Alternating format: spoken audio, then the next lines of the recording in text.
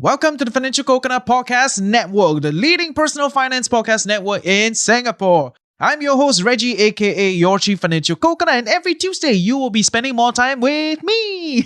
And sometimes I will be bringing some friends along as I take you through various leading ideas that I find interesting and worthy of your time in the personal finance world today.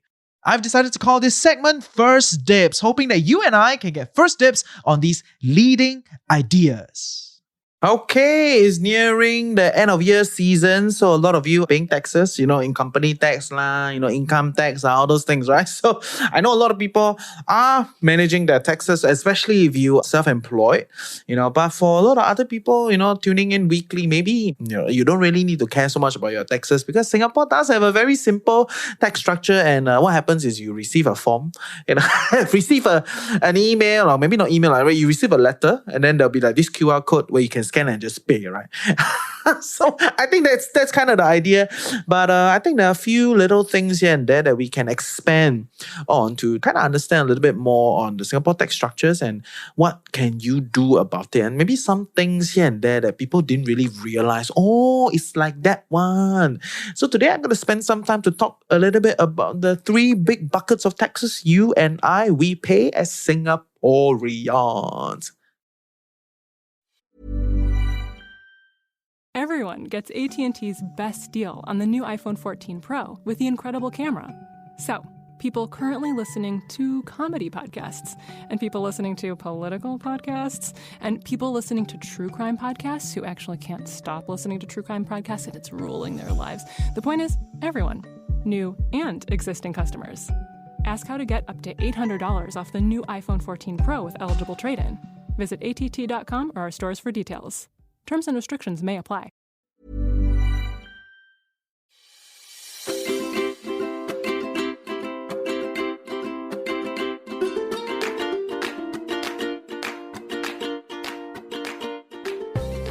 So good morning, everyone. I welcome you to another day with the Financial Coconut. In this podcast, we're debunking financial myths, discovering best financial practices, and discussing financial strategies that fits our unique life. You get it, ultimately empowering us to create a life we love while managing our finances well. My name is Reggie, aka your Chief Financial Coconut, and welcome to my show called First Dibs. Yeah, I love it. It's a new name. Finally, I have a new name. I think someone was saying maybe we can call it Tuesday Tweets or something. I'm like, bro, Tuesday tweets, I will get 500 unfollows or something. So whatever, right? All that, this will all be running gags for a while. But welcome back to this week's episode. I'm going to talk a little bit about the tax structure, right? So a few of the big ticket taxes. I know some people, you own a car, you own a yacht, you own a few other weird things, right? That most people don't own, or at least most people that tune in every week, they may or may not own. And that's up to you to kind of figure out. I'm just going to talk about three big buckets of taxes that most Singaporeans will pay. So yes, tax season, not everybody loves tax season. I get it, right? Suddenly now you got to pay for taxes. But in the grand scheme of things, honest, okay? Don't say I'm government dog or something, right? Honest, okay?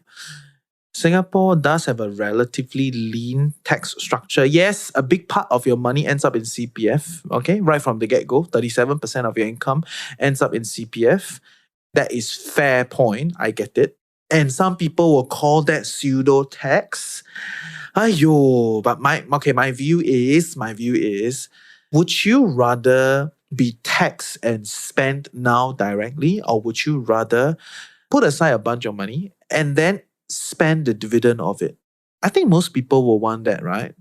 So then if we do it on a collective scale, where we pool money together under CPF, and then we spend the dividends of it, right? We do, right? CPF money passed to MAS sells CPF a special bond, okay, that is only sold to CPF. That's why you get this interest rate. And then MAS allocate the money to GIC, Temasek, whatever fund management that is state-owned, or maybe private-owned but run by the state. Okay, we don't go there, but the idea is they then go and make profit with the money collected.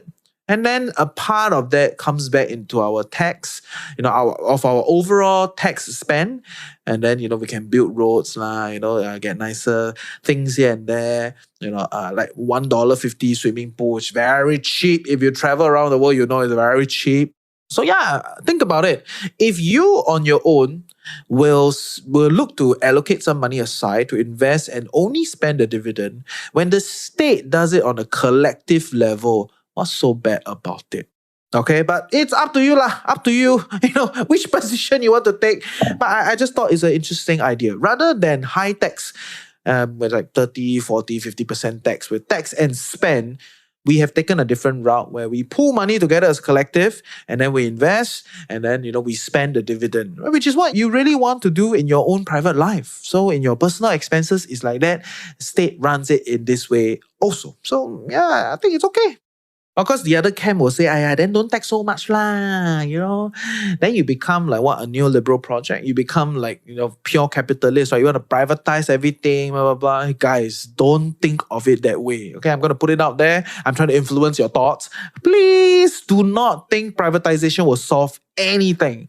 Once you privatize something, there will be cost-cutting measures, so that they can make profit, fellow Singaporeans will lose jobs, there are a lot of all these other things that will come to play, right? Of course, the standard argument is, but we become more efficient, blah, blah, blah, blah, blah, blah. Okay, I kind of get the argument, but in the prolonged period, over extended period of time, once monopolies are established, all these ideas collapse. Just look at the London rail structure, look at the US healthcare structure.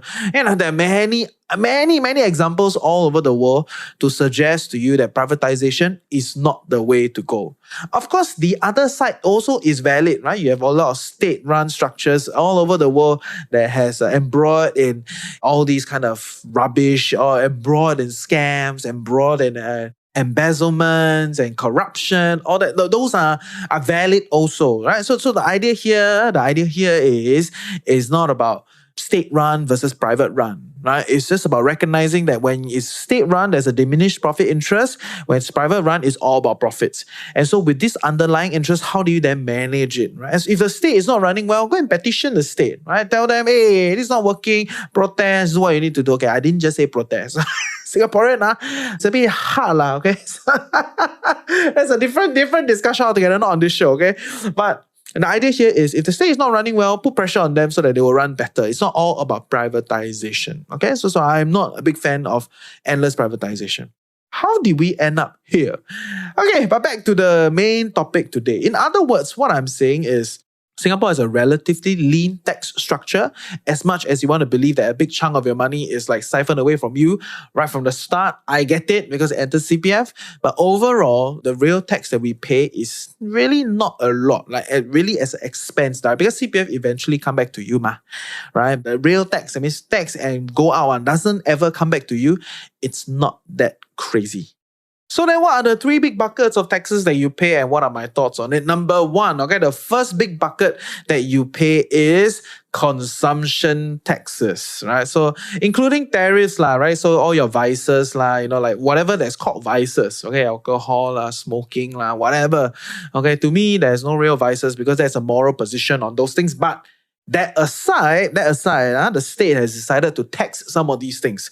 So when they are taxed in tariffs, right, it directly translates to the spend that you spend. So you can also consider those things as consumption taxes. Of course, a lot of people will only associate it as GST, which everybody knows, right? You don't really need me to go through. GST is GST, but behind, there may be other tariffs that are not really discussed. They all can be classified as consumption tax. And I wanted to bring this up because a lot of people will say, GST is regressive in nature. In other words, the tax impact is bigger, on the poor than the rich, which I agree. Okay, I don't know which economists come out the other time, right? I cannot remember the name, but come out and say, actually the impact is bigger on the rich, because they spend more, blah, blah, blah. Hello, brother, okay? The reality is we're talking about tax on spend, yes, relative to the income that they make. So because the middle class and the poor, we spend more of our money as a fraction of our income, the tax proportion, the impact of taxes is much bigger, on us, right? Because if let's say we make 5,000 a month, which is already considered quite good, median income and above, we make 5,000 a month, you spend 3,000. You spend 3,000, you are taxed, right? You're taxed on the 3,000. So as a fraction of your income, you are taxed on 60% of your income because you spend 60% of your income. But the rich and the wealthy, right? Maybe they spend 5%. 10% of their income. And so they are taxed on 10% of their income because their expenses is that low relative to the income that they make. Right? So the outsized impact is on the mass. Okay, welcome to my rant on GST. Which is why we always say GST is regressive because it affects the quality of life. We're not talking about the absolute tax that people pay, right? It affects the quality of life for the mass. Okay, so I can say yes, GST is regressive, but all that being said, right? I know it's a contentious topic. All that being said, I'm actually quite supportive of raising GST. Okay, because I understand where Swee Kiat is coming from. Yes, my friend Swee Kiat. GST it's easier to tax flow than to tax wealth, right? Because when money moves around, right, it's very easy to track. And once you transact, it's there, right? So tax and spend, right? So I think that's kind of where I also share their position on this. And I want the ruling party today to then enshrine this idea that, okay, we will spend back the money in a particular way, whether is it GST rebate, blah, blah, blah, all that jazz, okay? But sad to say, for most of us, the middle income, we do face an increased tax impact, right? Because a lot of the support packages are going to the poor, okay, or the below medium income, right? So for most of you tuning in, okay, welcome to more taxes on you, lah. Right? Essentially, that's the situation. And some people will then ask, also, is there a way to siam GST? Okay, maybe go Malaysia, lor. Go Malaysia and spend, then you can siam GST, right? So consumption tax is the basis of where we are in our tax structure. I mean, corporate tax is also quite a big income for Singapore, but consumption tax is what you and we will contribute a lot to. And then there's no real way out. That's why I put it at the first one. Easy, okay? Easy, consumption taxes. There's no real way out of this. Once you consume, it's very easy to track because once the money move, right, that's what it is. Okay, so it is what it is. I'm not going to teach you how to siam tax or whatever, like people spend in cash. When you transact in cash, a bit hard to track, but generally all your big expenses, you go to a restaurant, you pay everything in like cards or in like digital payments, all these are tracked and subjected to taxes, right? And you buy your house, all that, it's all part of it. Anytime you consume, you are being taxed, and this is part of the tax structure in Singapore. Like you cannot siam one, this one cannot avoid. Okay, which brings me to point number 2. The next big bucket of tax that Singaporeans will pay is income tax. Okay, income taxes are very interesting. There are a few big pointers here under income taxes that you need to note, right? And we'll come back to you after a word from our sponsor. Everyone gets AT&T's best deal on the new iPhone 14 Pro with the incredible camera. So, people currently listening to comedy podcasts, and people listening to political podcasts, and people listening to true crime podcasts who actually can't stop listening to true crime podcasts and it's ruling their lives. The point is, everyone, new and existing customers. Ask how to get up to $800 off the new iPhone 14 Pro with eligible trade-in. Visit att.com or our stores for details. Terms and restrictions may apply. Okay, income tax. Ayo, 聽了都閒啦.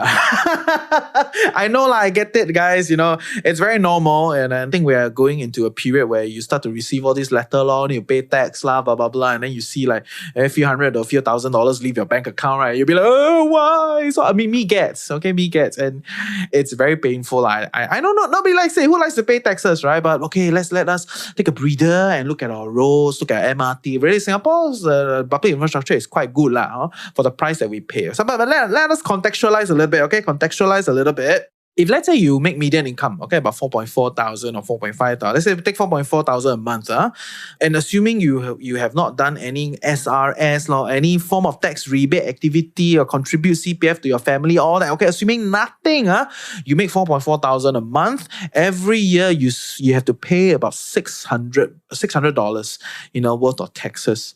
Right, so you amortize it, right? $600 over taxes, you amortized over the year. Every month, you pay $50.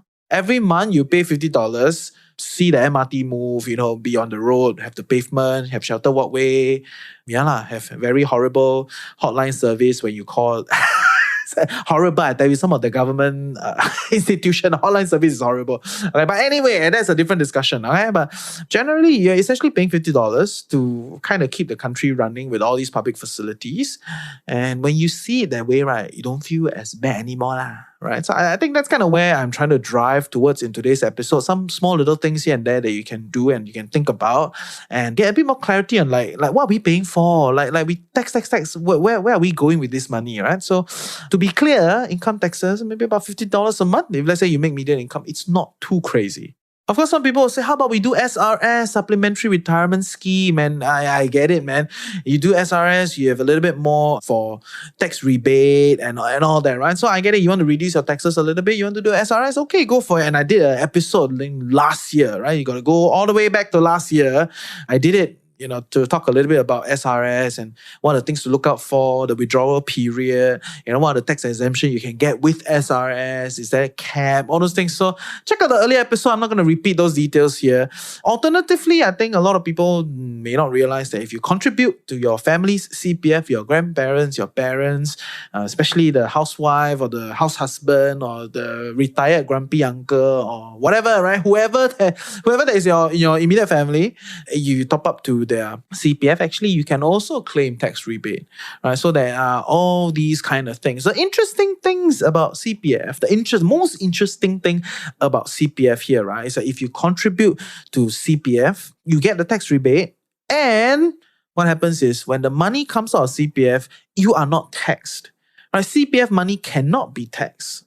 This one interesting. I think not everybody realize, right? So, but whereas if you put money in SRS, you do get similar kind of tax rebate. But when the money comes out of SRS, you are taxed. You are subjected to income tax based on how much you draw out of the SRS. Okay, this is something important and very interesting. Okay, of course, as another interesting thing that a lot of people may not realize is your bonus, commission, your allowance, your club membership. Let's say your company sponsor you to go to Tanglin Country Club to network.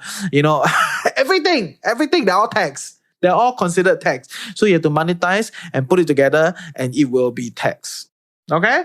While these things, they are not subjected to CPF, okay? The value of them, they are all put together as taxable income for the year. Okay, so just note your free membership that your company give you actually have to pay. Okay, of course, then you ask, how do I calculate all these things, right? Can I don't calculate? Singapore mentality lah. Can I don't calculate, man? I think this is not unique to Singaporeans, but as the saying goes, right? Do what you need to do, don't get caught, right? If you get caught, then it is what it is lah. I will not go any further. If not, I get POF mat. But if you want a simple way to calculate your taxes, actually IRAS is quite a simple calculator, and IRAS should sponsor us, right? IRAS is a very simple tax calculator. You can just go on it, type in all the things. They will tell you essentially how much you need to pay, and then eventually when the form comes, IRAS give you the form, say you need to pay, then you just go and QR and pay now or go to AXS machine, whatever. It's quite simple. It's not that complicated.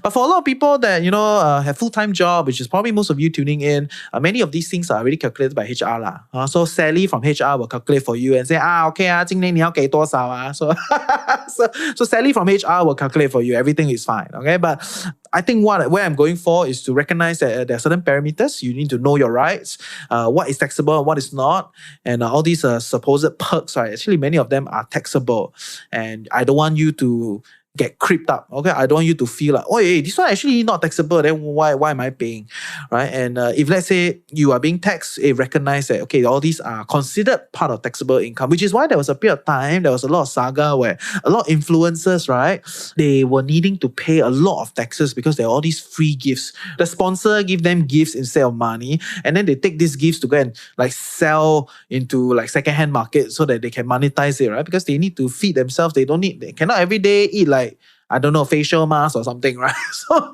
and then after that, they got slapped with taxes. So you get the idea, right? So recognize that the Singapore income tax is as such, right? It's progressive. On average, we pay about 300 to low 1,000. If let's say, you are making close to median income and CPF cannot be taxed, and many of these perks are considered taxable income. Okay, so all these will add into your income tax for the year. And if find any discrepancy, come to us, we can talk a little bit about it, and hopefully we can help you get more clarity on your taxes. Which brings me to point number 3, the next big tax that I think a lot of people will face eventually, especially you and I, we're in our 30s, maybe not me yet, but eventually you get your house, you're going to face this thing called property taxes. And why I want to bring up property taxes, because firstly, there's very high ownership, okay, of property in Singapore, close to 80%, I think, but 80%, the last I recall, people own property, right? So I'm the sad bunch of people that don't not yet okay, not yet, okay. So, no BTO for me yet, but eventually I'll join all of you grinding out on HDB property. I think it's an entitlement of Singaporeans, right? So we'll see. That's a different discussion. But in the property tax space, there are two big bunch. Okay, one is the rental income space. The other is the ownership space. So rental, we start with a simple one, rental income, right? Following our point number 2, which is income tax. Actually, rental income is considered income tax, right? So it's considered under your overall income, and then you'll be taxed under income tax. Of course, you can apply for waiver but you need to know that all these income that you get from your property rental will be packaged together with your income, and then go through the tax bracket to then decide how much you pay at the end. Okay, so this is something that I think you need to recognize that, you're gonna rent it out. A lot of people talk about, we're gonna buy this property and buy the property, and then we're gonna rent it out, and then blah, blah, blah, and then they don't realize that actually, there are a few taxes levied on property, and rental income is levied as part of the income tax structure. And to be clear, if you own a few properties and your income is quite good, I assume your income is quite good, right? That's why you can own a few properties, right? So if your income is quite good, you are already quite up there in the income bracket. And then you rent out your property, right? Okay, 1 month, let's say 3,000, you rent out 3 condos. 1 year, another 100 over 1,000. You move yourself further up on the income tax bracket. And as Singapore's income tax, the higher you go, you end up paying more and more and more and more. Okay, so something to think about for all you multiple property owners. You really don't want to be in a situation where your income tax just don't make sense. Okay, so something to think about. Okay, and that is for rental income. Okay, property rental income adds to your income taxes. That's it. But for property taxes, okay, which is simply a tax on ownership. This is the interesting one, because recently there's been quite a few changes on this, and it is essentially the talk of the town a few months ago. So I wanted to kind of bring this up. Right? The interesting part is how the property taxes are calculated. Right? So in Singapore, the actual value of your property today is not that important. Okay? It's not that important. It's interesting. That means if you sell this on the open market today, let's say you can fetch 500,000, right? It doesn't really decide on how your property taxes are. It's not a direct value of how your properties are being priced. It's a bit weird one, very, very cute one. Okay, so in Singapore, how is property tax determined?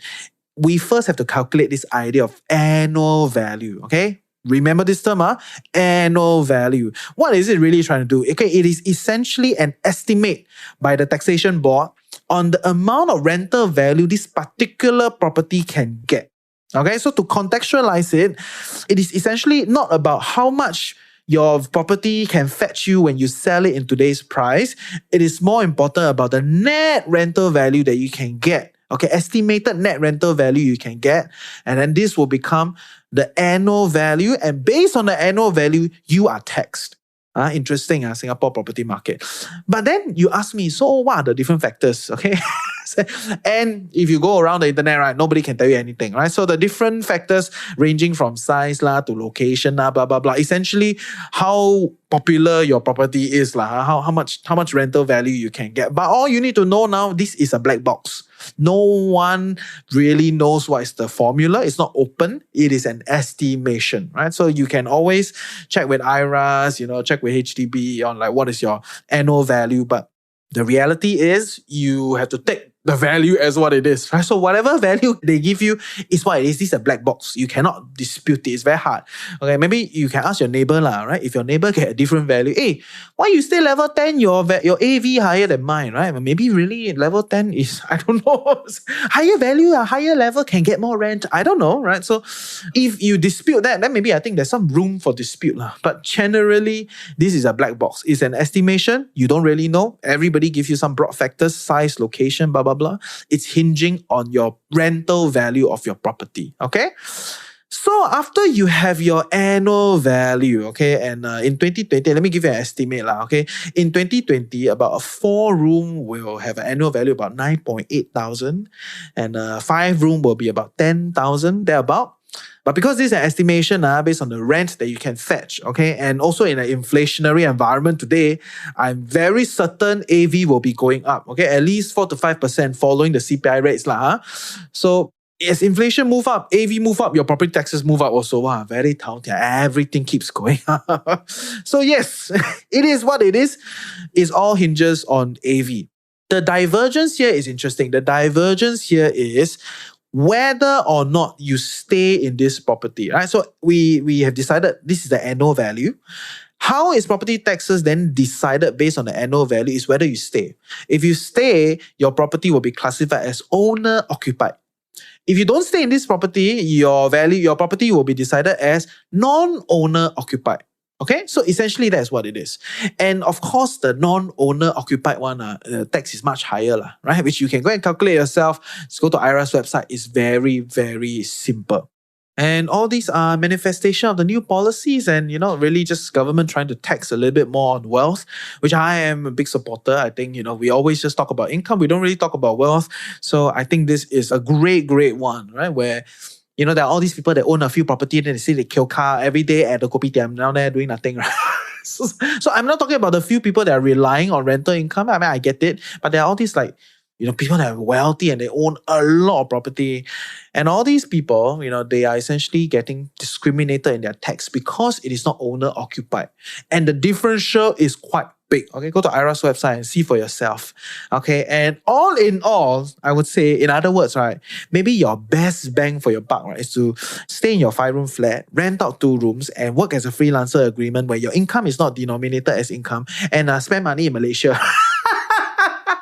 Don't say I say one. I anyhow say one.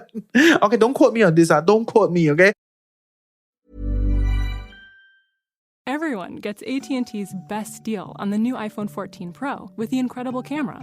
So, people currently listening to comedy podcasts, and people listening to political podcasts, and people listening to true crime podcasts who actually can't stop listening to true crime podcasts and it's ruling their lives.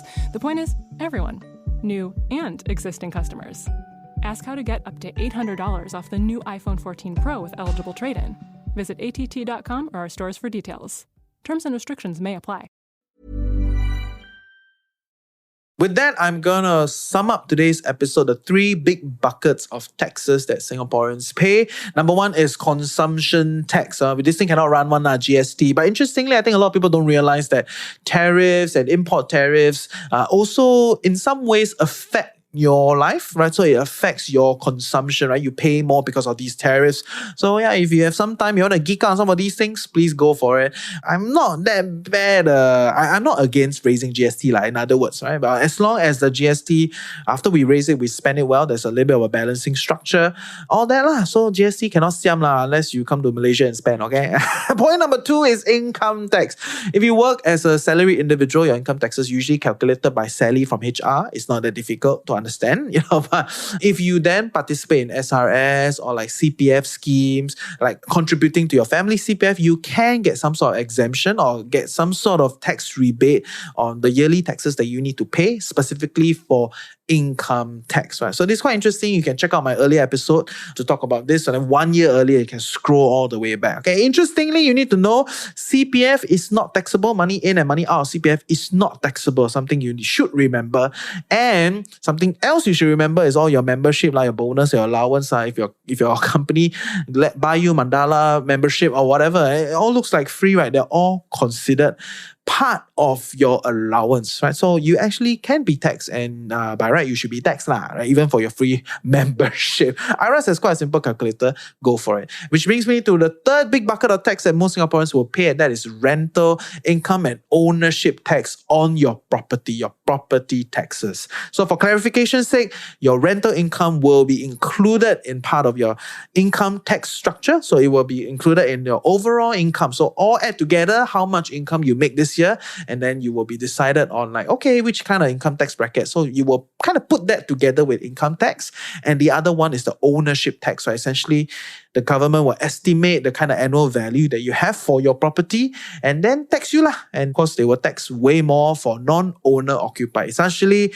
if you buy investment property, your tax is much higher lah, which I will support. Okay? So with that, I hope you learned something useful today. See ya!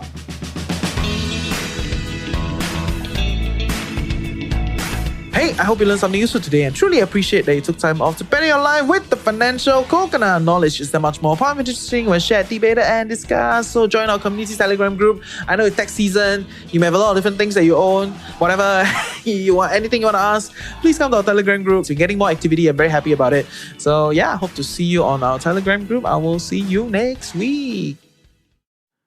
Okay, so yeah, today's episode, I know it's about taxes, and I'm recording it so not not that you can avoid tax or that, but just to give you a bit of clarity on the broader tax landscape, because I know sometimes, when we are just grinding it out on a day-to-day basis, and then once in a while we receive the IRS letter, it's like, we may have tax, right? So that's I know I had that kind of experience before when I first started, right? So I get it. Yeah, and with the broader landscape, probably you can kind of get a bit of clarity on like maybe some things you can optimize. Don't say I say, right? Don't quote me. It's up to you to kind of think a little bit about. Okay, if you have any tax relevant questions, you can always come to our Telegram group, and I'm sure there are things that I also am learning on the way. So yeah, come to our Telegram group and ask. So we somehow in our Telegram group, I realized there are a lot of experts, right? Whether is it the Peter from Mortgage Master, or whether it's Keith from Investment Modes, Victor from Xfirst, a lot of them, they all exist within our Telegram group. So that's very interesting. If you have any question, you drop it there, someone will answer, or I will be able to tag someone to help you answer that. So yeah, very happy that they are willing to come to our Telegram group and help us learn together. So yeah, drop your questions there if you have any tax related questions. Next week, I want to spend some time to talk a little bit about growth stocks. Okay, the situation here is recently I went to speak at a few events, and there were a lot of genuine lack of understanding of why growth stocks are dying, or why are they sold down so badly at this point in time. Because a lot of them are just going to die, right? If they're going to die, that means the value of the company is going to get to zero. Right? So a lot of them are going to struggle. And yeah, next week I'm going to give you some reasons why it's like that, and maybe a few things to look out for whether the company can tie through, okay, during this hard time. So yeah, that will be next week. See ya.